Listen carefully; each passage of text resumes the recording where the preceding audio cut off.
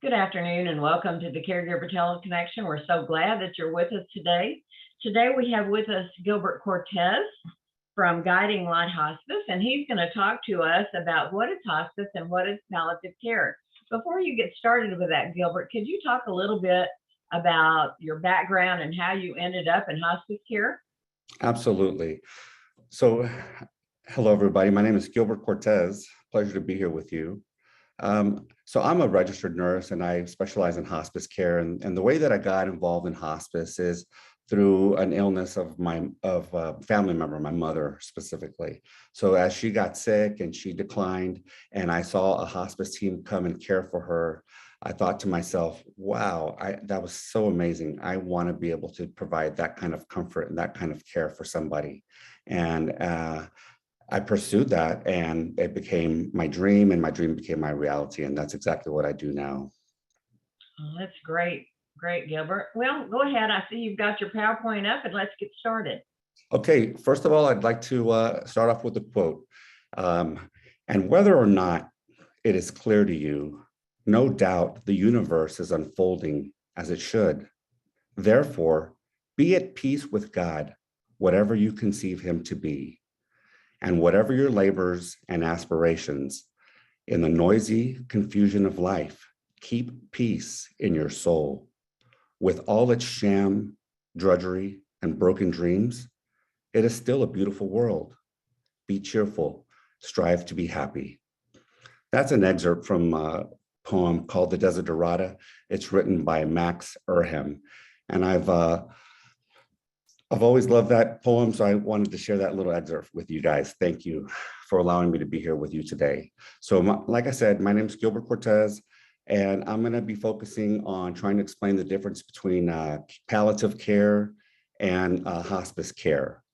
So let's just get started. We'll jump right in, okay? So palliative care focuses on relief from physical suffering.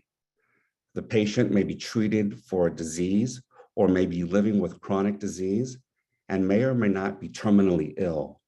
So I like to look at palliative care as a layer of care that is added to traditional care.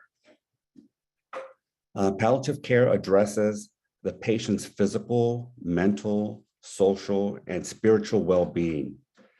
It is appropriate for patients in all disease stages, and it accompanies the patient from disease to cure. So in other words, palliative care can be added on to a medical care that you are already receiving. So it's added in conjunction. So it's an additional layer of care. So it uses life-prolonging medications, and it uses a multidisciplinary approach using highly trained professionals. And usually it's a team of a physician, a nurse, a social worker, and a chaplain to encompass the holistic approach to care. So we're trying to cover body, mind, and spirit. Now, palliative care is pain and symptom management with emotional and psychosocial support for people and their caregivers. So there are many disease processes that palliative care supports, and some of the common ones include things like dementia, congestive heart failure, end-stage renal disease, liver failure, COPD, and cancer. There are many others, but those are some of the main ones that we work with. And again, the multidisciplinary team includes a social worker, which helps with supporting psychosocial needs, such as financial distress. Also, they can help with planning, like end-of-life planning, things like a living will, a DNR. And the purpose of advanced care planning is not only to honor the wishes of the patient, but also helps to reduce the stress levels and improves quality of life at the end of life. Now, when a person becomes incapacitated and can no longer make decisions for themselves, advanced care planning outlines that individual's wishes and eliminates the needs for ambiguity. So it reduces anxiety and depression as well. So that's why our social workers are so important. The chaplains are very important, obviously, because they help with the spiritual component of the care. Let me move forward here. Now, palliative care is comprehensive treatment of the discomfort, symptoms, and stress of serious illnesses. It does not replace your primary care treatment. Palliative care works together with the primary treatment you're currently receiving. So the goal is to prevent and ease suffering and improve quality of life. If you need palliative care, does that mean you're dying? The purpose of palliative care is to address symptoms such as pain, breathing difficulties, or nausea, among many other symptoms. Now, receiving palliative care does not necessarily mean you're dying. It just works in conjunction with a major disease process. You also can keep your primary care physician or any specialty physicians that you're seeing. So palliative care is very different from hospice in that you can continue to see, you can continue to seek aggressive treatment. Now, I want to kind of define what aggressive treatment means. Aggressive treatment can be considered things like physical therapy, occupational therapy, also chemotherapy, surgery, all doctor's appointments. Those are considered to be aggressive curative measures, in other words, where hospice, I'm going to differentiate just briefly right now, it focuses on comfort and quality of life. We'll go into that a little bit more in a few moments, okay? Now, key components of palliative care. First of all, again, symptom management. So touches on things like pain, nausea, delirium, fatigue, anorexia, anxiety, and depression. That's a lot of the medical components. So the nursing and the physicians usually address those kinds of issues. The psychosocial support, which comes from the social worker, they include things like counseling. They have social work, pastoral cares on our psychosocial support, caregiver support. So a lot of times caregivers get very burned out in the process of caring for a loved one, and giving the caregiver support is very important and very crucial component of the care that's given to the family and to the patient, along with bereavement support as well. So when you put all of these things together, it also helps with the decision-making processes. So the patients and the families become more aware of the prognosis that's at hand, and a lot of times, they are able to make better decisions based on the understanding of the prognosis. Also, advanced care planning is addressed, as I mentioned before, and that helps eliminate things like stress, depression, and anxiety.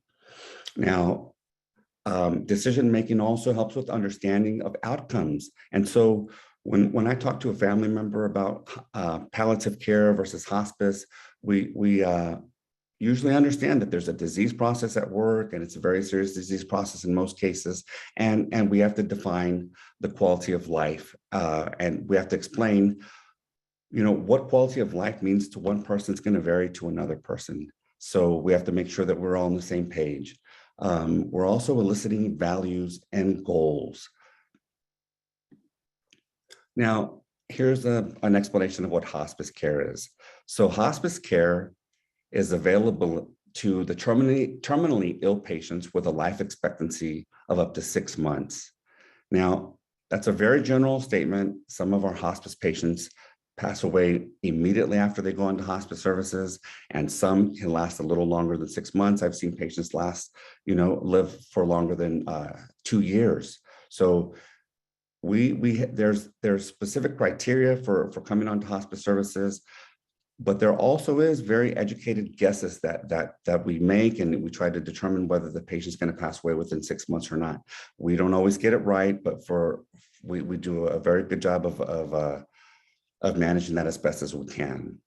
Now, also, hospice care makes the patient comfortable and prepares the patient and the family for end of life when it is determined that aggressive treatment for illness is no longer going to be pursued. And so just as an example, if somebody has cancer and They may or may not want to try chemotherapy.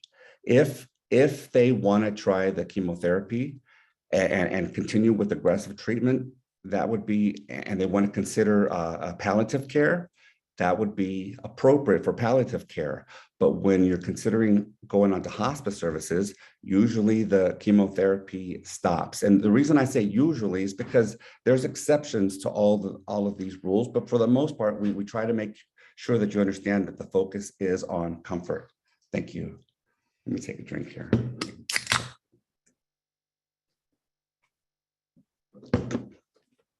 So hospice does not use life-prolonging medications. We focus primarily on comfort medications. The medications can vary from patient to patient. Sometimes patients have allergic reactions to medications, and so we will get them as comfortable as possible with the plethora of medications that we have available to provide comfort and pain relief and anxiety relief. Hospice care relies on family caregiver and a visiting hospice nurse. And we establish plans of care when we go see a patient and put them on hospice services. So what I do when I go see a patient and evaluate them for hospice, for example, what I do is I make a plan of care, and depending on the patient's status, in other words, whether they're on the more stable side of the disease process or are they becoming unstable and getting really close to dying. So based on that disease process, I make a plan of care and I talk to the physician about it, and we get an agreement with how often the patient's going to be seen by the nurse, how often the patient's going to be seen by the social worker, the chaplain, and if necessary, our hospice aides as well for bathing and helping with activities of daily living. So all that planning goes into place in hospice, and it provides a very high level of care. Now, hospice care is broken down into a couple of different levels. The most common level that I'm aware of is routine home care. And so we're seeing patients either in their home, we could see them in assisted living facilities or in nursing homes. In specialized cases, there's a higher level of care for hospice. It's called GIP. That stands for general inpatient care. In specialized cases, we could see them either in a hospice facility that's designated for hospice patients or in a hospital setting. And those are very specific outlines for that level of care. There's also a respite level of care, which takes a patient from their family members so that the family members can get a respite or a break, some type of a break from all the stressful, the stress that's involved with caring for a patient. And we put them usually into a nursing home or a personal care home where they can be cared for a period of about 1 to 5 days.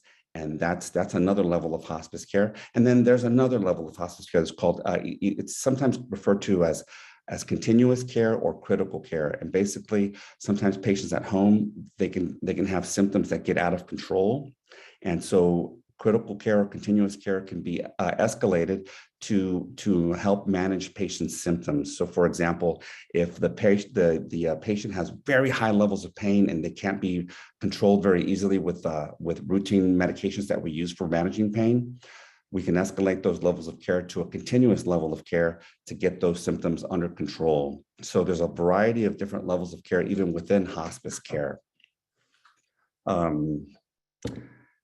Now let's see here. Now, hospice and palliative care do have a lot of things in common. Both of them are comfort care. The goal for both of them is to reduce stress and offer complex symptom relief related to a serious illness. Both palliative care and hospice care address physical, psychosocial relief.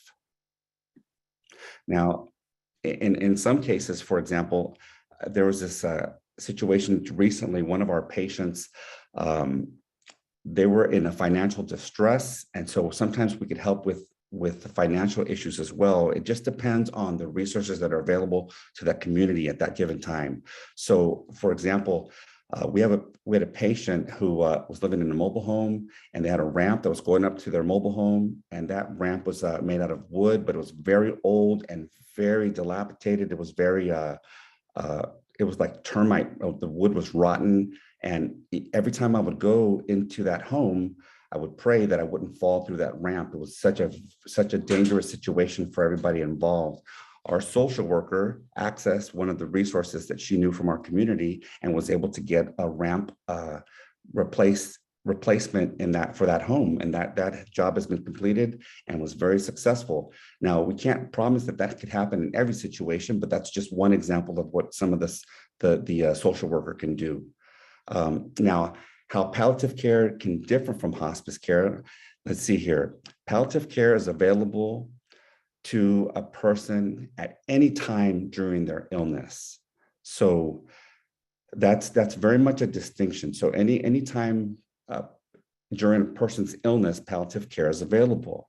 Now, they can receive palliative care at the same time they're receiving other treatments for the illness as well.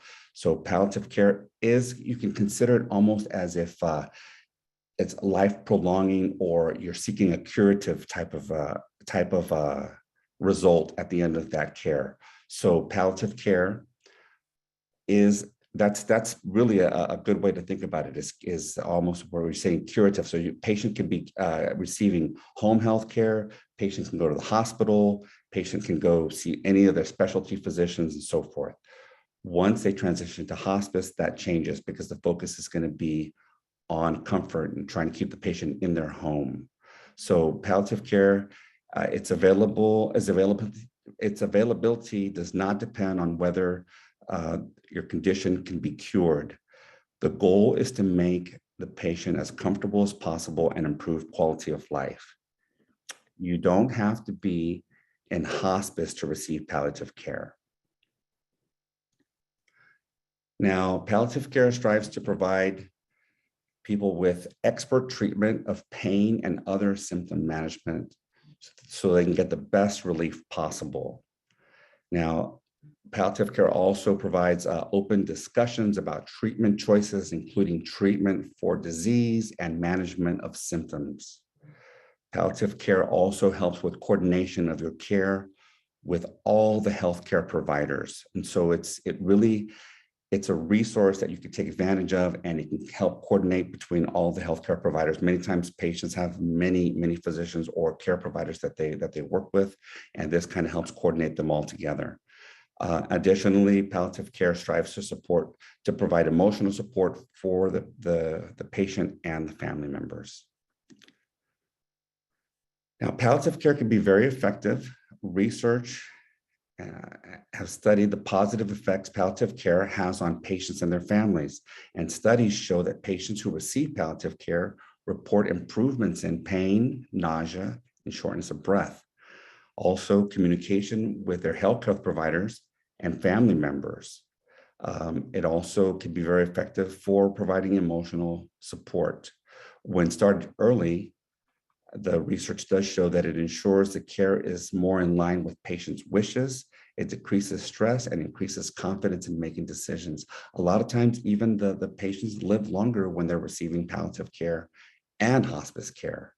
It meets emotional and spiritual needs of patients and their families. Now, how do you know if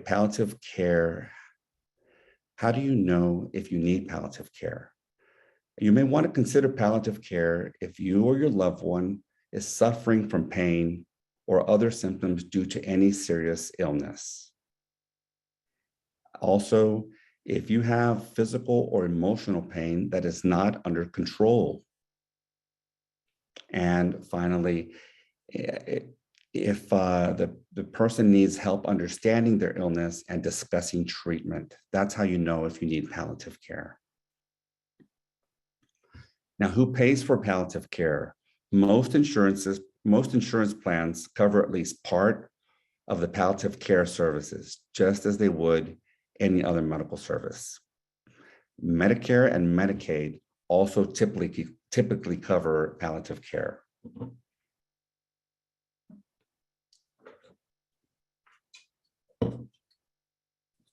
Are there any questions?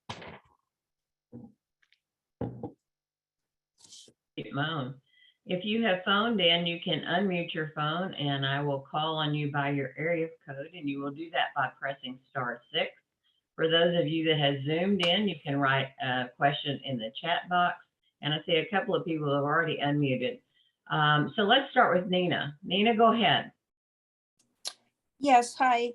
I was wondering if there's if you need, say, a CNA to help you at home with some self-care, is that, if you're in a palliative care and they recommend that, is that covered by Medicare?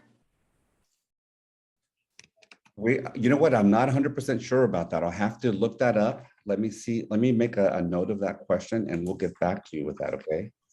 Yeah, Okay, we'll include that response, Nina, in our follow-up email that goes out. thank you. No, thank you for the question. Very good question. Paulette, do you have a question? Yes, I was wondering, I know you mentioned that when the patient's in hospice, they are entitled to, the caregiver's entitled to respite care. Does that same thing hold true for palliative care? That's another very excellent question, and I haven't seen it in palliative care. I don't think that it is that level of care offers that respite care, but I can confirm that with. Yeah, I don't believe that it does, but I'll confirm that as well. Okay. Okay. All right. So we'll have a bunch of information coming to you in your follow-up email. Let me go over here to the chat box for a moment. Patricia asked a good question. Who provides palliative care? So there are specialty companies that provides palliative care, but a lot of times hospice companies themselves are divided into two different sections. One of them specializing in palliative care, and the other is the hospice. So the physician or the nurse practitioners actually will provide the palliative care. All right. Yes. And then Seema had a question. If a person can a person have personal care or a specialist of palliative care, then what exactly palliative care physician is doing? Does it interact with the planned care at any time? Seema, I probably just murdered that question. So if you'd like to unmute your phone and ask it, that would be great so that we get it correct and have the right question. Sure. This is Seema here. The question I was asking is if the patient has option for palliative care, and of course, according to the palliative care, they can keep up with their primary care doctors or their any specialist. Mhm. Then what exactly palliative care physician is doing? If they, of course, the person is going to follow their physician's care plan and stuff like that. So I was just curious what palliative care physician is doing at that time, and does it interact with the care plan from two different physicians, Okay, so they're focusing on pain management, really. And so, okay, so they work hand in hand with the physicians to make sure that the patient's needs are being met, specifically to pain management or any of the symptoms that get out of control. So it's actually, you're asking a very good question. And to me, if I'm not mistaken, what I'm hearing you say is, if you're already getting the care from your primary care physician, what is palliative care going to do? Yeah. And so palliative care really, it's an additional layer of care. And so you're having another set of eyes on the patient, and they're offering different alternatives for the pain management or the symptom management, depending on whatever's going on with the patient. I hope that answers your question. Raquel, you had a question? I do. First, Gilbert, thank you for the information. This is really helpful. And my question is, does palliative care have to come as a recommendation from your primary care physician? So if I wanted to get palliative, if I feel my mom, for instance, needs palliative care, yes, would I have to come from the doctor? Yes, okay. You have to have a referral for that palliative care. Absolutely. Okay. Thank you. You're welcome. Thank you. Great question, Raquel. Thank you. Anyone else have a question or a comment? One thing that came to mind, Gilbert, can you go in and out of hospice care? Can you be in it and then move out and then come back? You can. You absolutely can. Now, hospice is really designed to be a philosophy of medical care. And so basically, when the medical team, if they do a good job explaining about what hospice is and the family gets on board and they're embracing the hospice services, that doesn't commonly happen, but it can happen. There are, circumstances in which patients have to get out because, let's say, for example, a patient has a fall and they break their arm and they need a cast or maybe even surgery. We're not going to be able to care. We're not going to be able to provide that level of care for a patient in that circumstance. And so they can get off of the hospice care. They go to the hospital. They get their aggressive treatment, and then once they get that treatment, they get back home and they can resume hospice care again. Yeah, interesting. Anyone else have a question or a comment? Maybe a situation that you've been involved with the person you're caring for. We can get into some specifics here if you do have a question like that that we can address. I have a question. Yes, Nina, go ahead. With the palliative care, is one of their services or recommendations could be respite care or, services to help the caregiver also? A CNA or what Okay, is their role with that? Do they recommend that kind of, or is it more for pain, nausea, like those things that you said? it's more for symptom management. Now, respite care, since palliative care team is going to understand the need for respite care, they can help organize that, but they're not going to pay for it. So it's not going to be something that palliative care pays for. Under hospice services, it is paid for. So.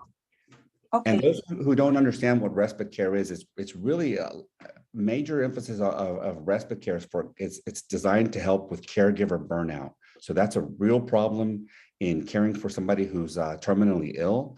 And so respite care is a break, and it can, like I said, range from 1 day to 5 days, and it could be done in different increments. It's going to vary from facility to facility, but it's going to be driven by patient need and family need. That was one thing I was glad to hear you mention about. It seems like from what you're describing, Gilbert, the caregiver is part of the care team, and they're involved in all of the. They're probably the most important part of the care team. Yeah. We have talked recently about how oftentimes in the medical world, our caregivers get overlooked. There's some assumptions made, but I didn't hear you say that, and I was encouraged by that. Thank you.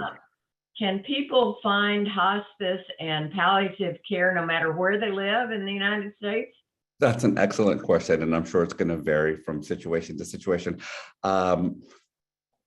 It's going to vary. So I know that the rural areas, even in where I live, like in Texas, they have a little harder time getting those cares. So a lot of times those patients end up coming closer to bigger cities like San Antonio or Dallas or Houston to get the care that they need.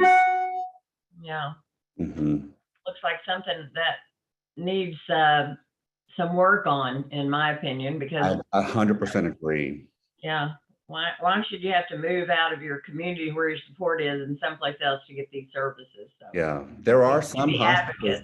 There are some hospices that travel pretty big ranges. I know the hospice company that I work for, there's a 50-mile radius that we travel from the office.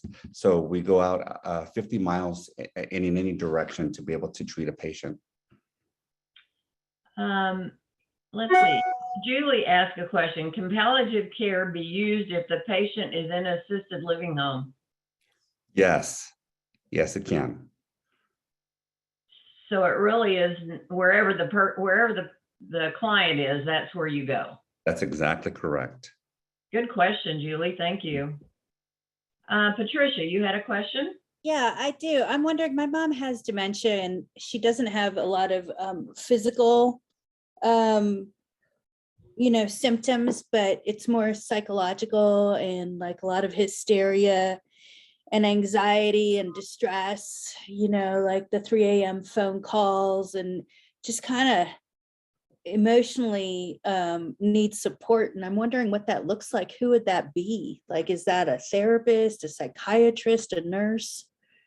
The physician plays a very big role in that process, as well as a psychotherapy as well. So I think the greater responsibility is going to fall on the physician.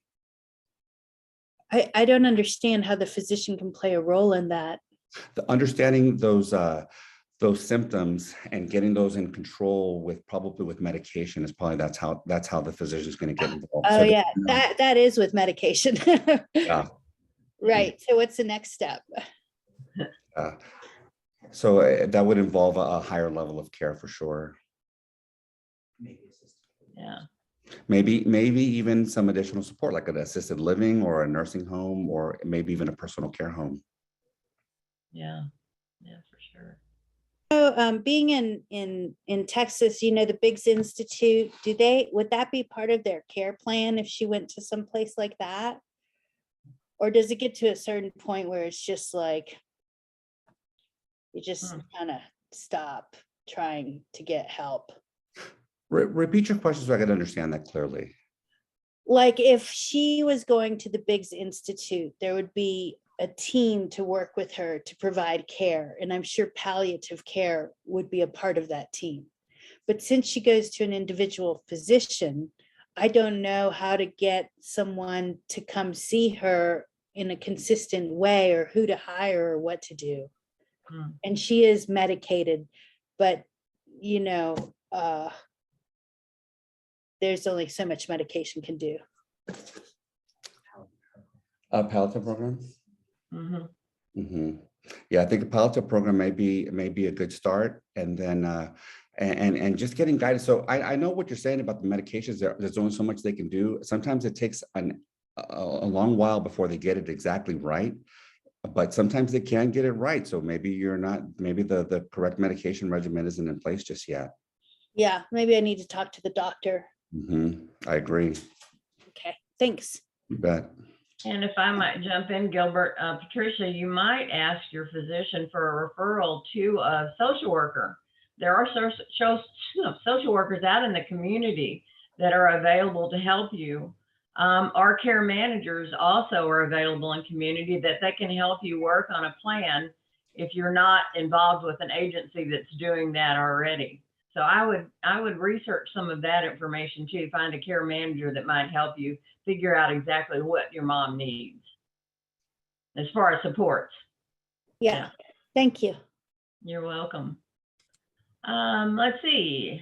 Anyone else have a question or a comment or want to talk about what your particular situation is, so Gilbert can give you some input on next steps?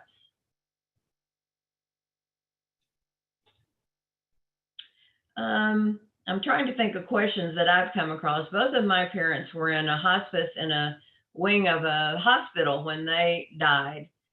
Is that more common now, or are there freestanding hospice providers now? Tell us a little bit about that. Okay, so there are freestanding providers. There's two that I know of that are in San Antonio, but the most common thing that I see is, you know, the hospice is provided in patient's home.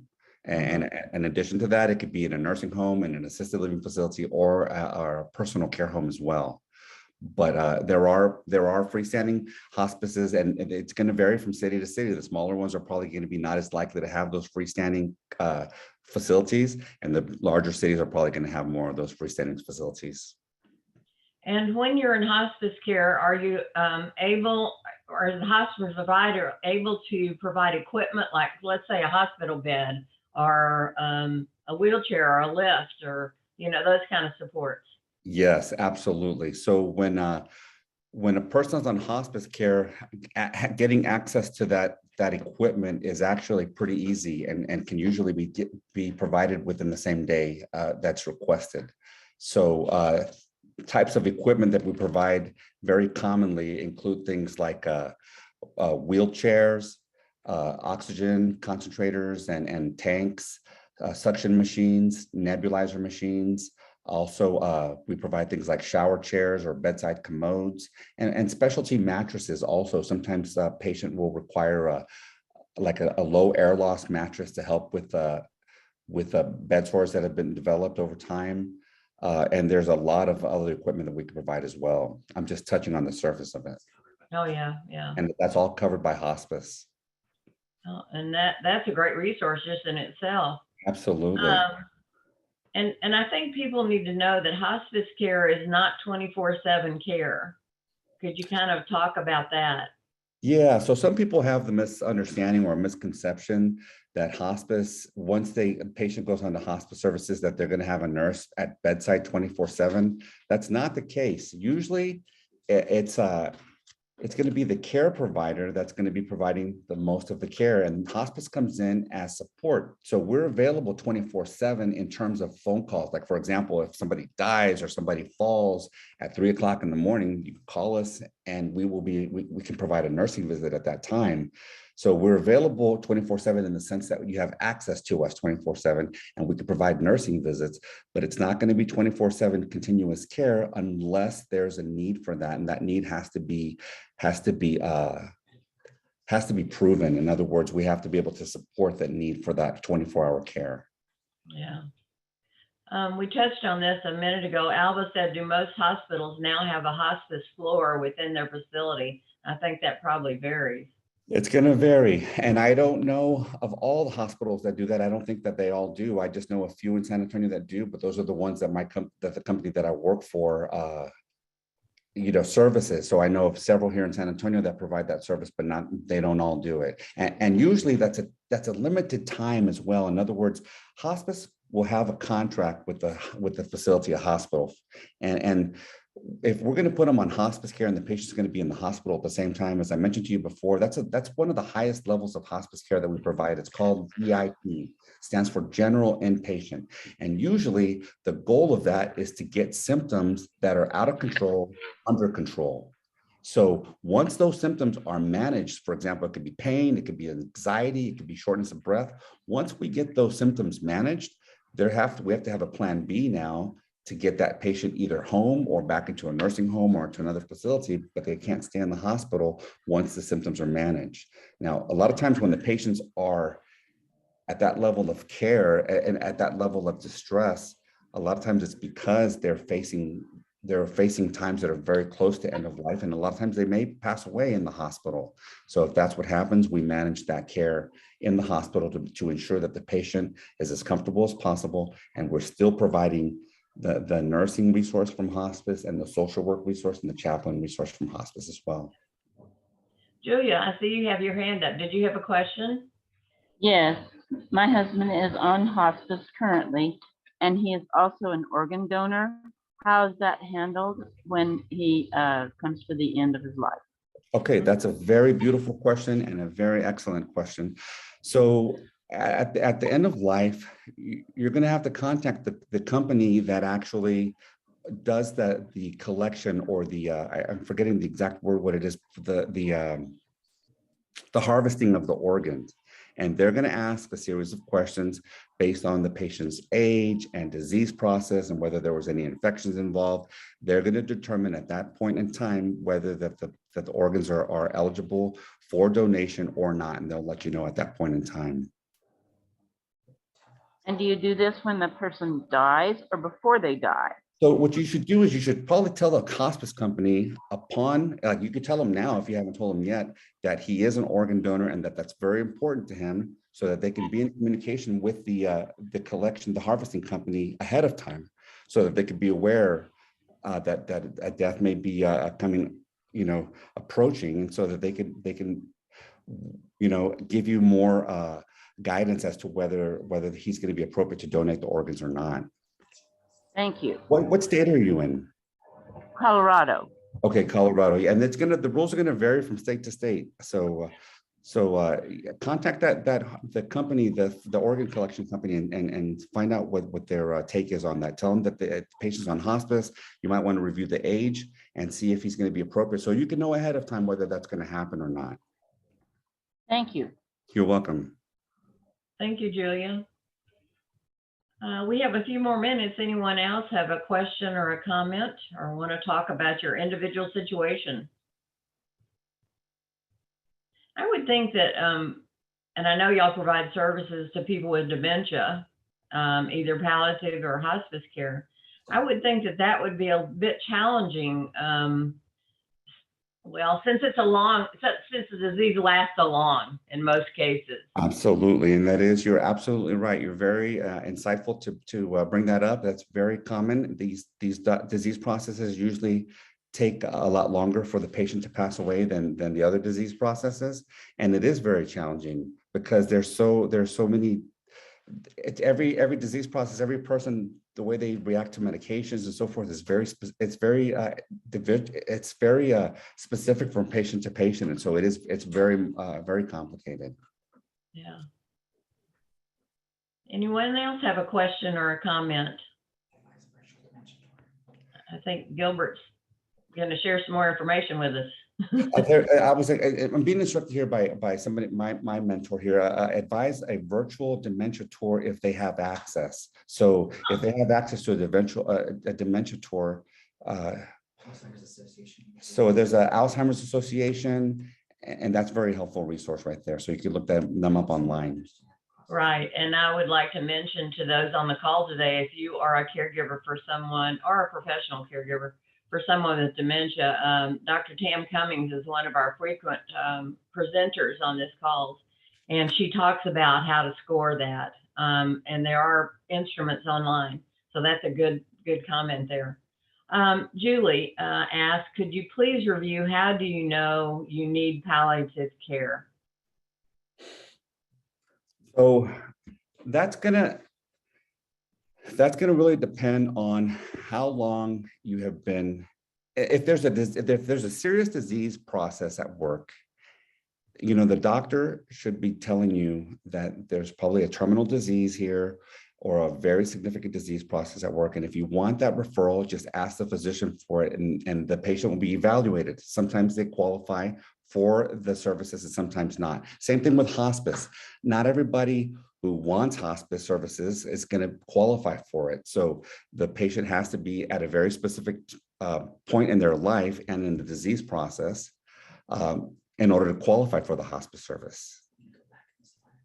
Well, would you advise people that if they question that, to go ahead and get in touch with hospice or get the referral for hospice so that y'all can do an evaluation and determine that? That's exactly what I would do. That's exactly what I would advise. Yeah. So if you have questions about whether it's time or not time, it's better to get with hospice and let them evaluate, and they can, you know, tell you whether it's time or not. So yeah, good point. I mean, I think hospice is such a wonderful service, and I think a lot of people miss taking advantage of it. I agree with you 100%. A lot of people will wait until the patient or their family member or their loved one is on their deathbed before they take advantage of the services that we provide, and they miss out on quite a bit of benefits that we offer. Exactly. And I think for the caregiver's perspective, it's about the support that's available that they may not have any other way and are afraid to ask for or won't ask for it. Raquel, you had a question? I do have another question, and it is on a personal situation side. Gilbert, my dad was put on hospice care for all of one day. He ended up passing away last month, and he was in the hospital at the time. It was determined he should go under hospice care. And when he was transported to, at the time, we had put him in a assisted living, or rather more of a group home. And he had only been there a week, but he went from the hospital to the group home, and he only lived maybe 2 hours from the time he got there. But my question is that the hospice facility had us kind of busy with the paperwork, and I understand I understand, you know, it's a business, but I found it upsetting and inconsiderate that they were pulling, and by us, I mean, you know, family members, the daughters, me and my sister, pulling us away from spending the time with my dad to fill out the paperwork. Is it your opinion that it's because of the timing?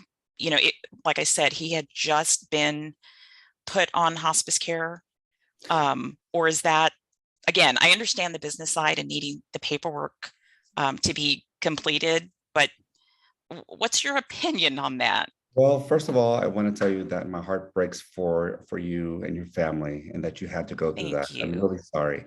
So you know, the way the nurse approached it, I have to honor, and you know that there's a lot of requirements that Medicare puts on us, Mhm. time frame that we have to complete this paperwork and so forth. But everybody will handle this situation differently based on their own level of experience. So I've been doing hospice for a while, and if I see situations like that, I would probably be more likely to encourage the family to be at the patient's bedside, loving on them. And I will just do what's called a very skeletal, like in other words, get the just bare minimum information. Because an admission process into hospice services is it's very comprehensive and very thorough. And we have to paint this picture for Medicare that lets Medicare know that the patient is actually appropriate for hospice services. And so we kind of want to know what's been going on with the patient in the last 6 months. Has there been weight loss? Is there a reduction in appetite? Or is the patient falling? Is the patient getting infections? Based on all this information that's common at the end of life, we can paint this picture, and Medicare knows, you know, this patient is very appropriate for hospice services.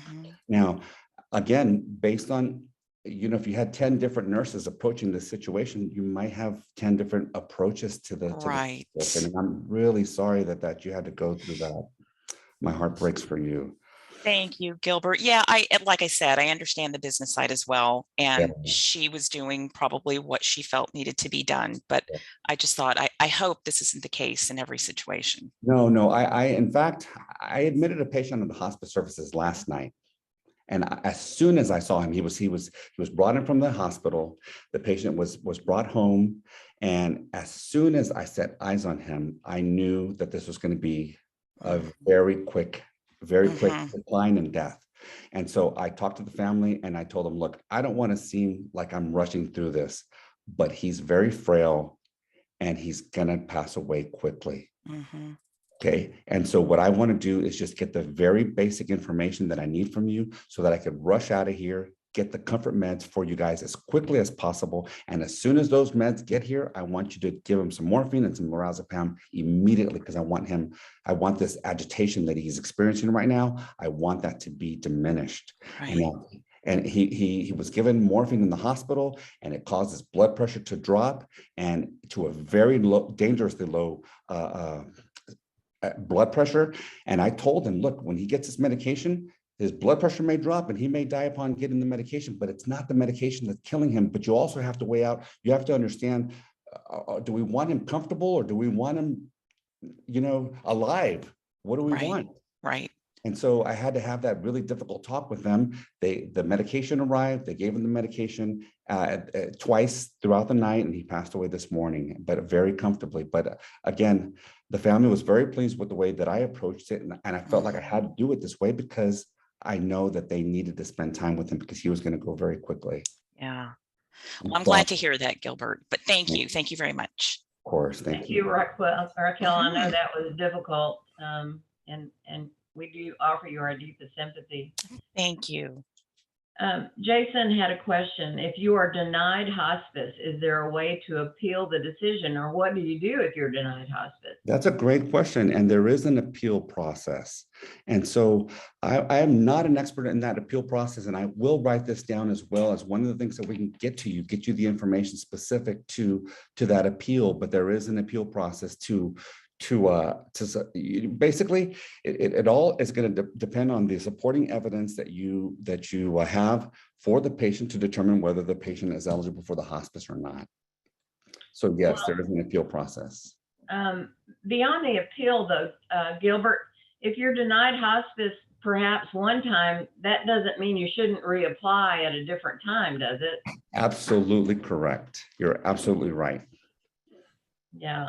So if you were denied, it may be that the person you're caring for just isn't at the right place yet in their process, in the disease process. So personally, I'd encourage you to apply again. Yeah. Or maybe a different hospice. I mean, there's more than one hospice in places, right, Gilbert? Absolutely. Yes. San Antonio probably has over 100 hospice companies. See, 100 in San Antonio. So there's more than one in larger cities for sure. Absolutely. Absolutely. Now, I do, you brought up an interesting point earlier, and I want to explain something to you. Sometimes we, as nurses or physicians or whatever, sometimes we actually will make a call and think that a patient is appropriate for hospice services prematurely. And in that case, what we do is we can monitor the patient and we treat the patient, we provide the services. And when we see the patient's not declining throughout the process, or in some cases actually improving, and they show signs like they're getting stronger, or their appetite's improving, they're eating more, they're gaining weight. In those cases, we actually will discontinue the hospice services as well and tell them, hey, look, the patient has graduated. They're not declining as rapidly as we thought they were going to decline. And so what we want to do is discontinue the hospice services now, probably transition to palliative services, and then monitor the patient for another 6 months or so, or depending on what the needs are. And when another decline happens that's significant, we will reevaluate the patient at that time. And if necessary, we'll start the hospice services at that point. And what I hear you saying is not an exact science.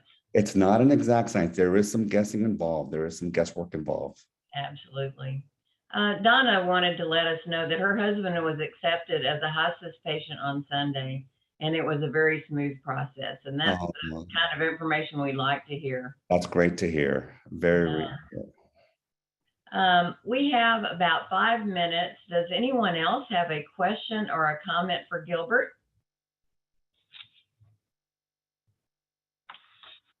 Well, while you're thinking about that, we aren't going to cut off quite yet, but while you're thinking about that, let me tell you what's coming up in April on the Caregiver Teleconnection. I always like to give you that information before we close. On Wednesday, April the 6th at 10 o'clock Central Time, we're going to start a new series with Lucy Barilak and Dr. Elliot Montgomery-Sklar. And this is entitled Aging in the 21st Century, What Caregivers Need to Know. Things have changed over time. I mean, we can't deny that.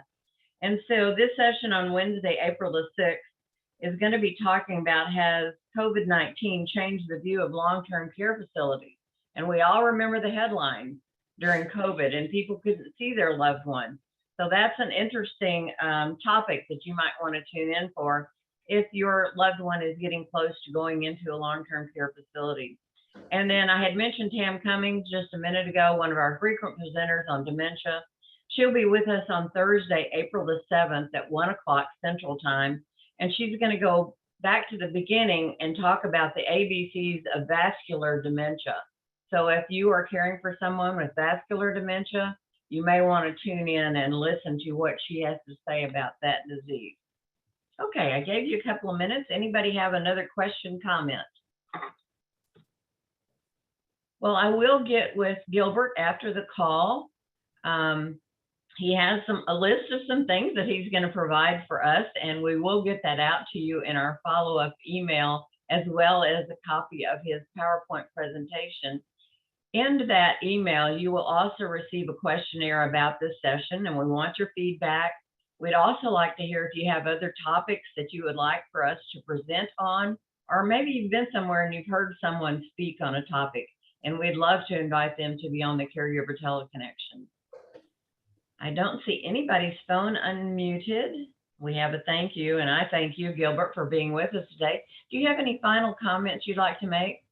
I want to say to all of you who are dealing with somebody who is facing end of life at this time, I want to say that my heart goes out to you. It's the toughest role out there. I think it's tough being a nurse, and I think there's so many professions out there that are very tough, like being a teacher, being a manager. There's so many, but I think the toughest one of them all is being a caregiver to somebody who is getting ready to pass away. And you know, not to make it, I'm not picking favorites or anything, but it's even toughest when someone's dealing with a loved one who has dementia.